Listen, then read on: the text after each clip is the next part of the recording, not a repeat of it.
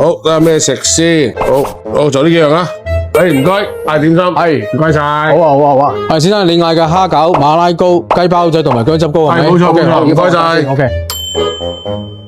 嚟，先生啲嘢齊晒啦。唔該。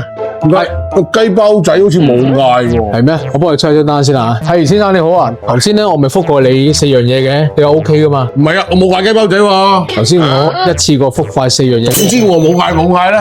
哦，咁樣啊？哦，咁我拎走佢啦，唔好意思。唔係，咁啦，你整佢出嚟啦。半價，我食咗佢。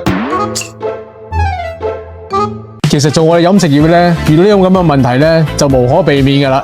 因為我哋先前已經做咗功夫，就覆個客人。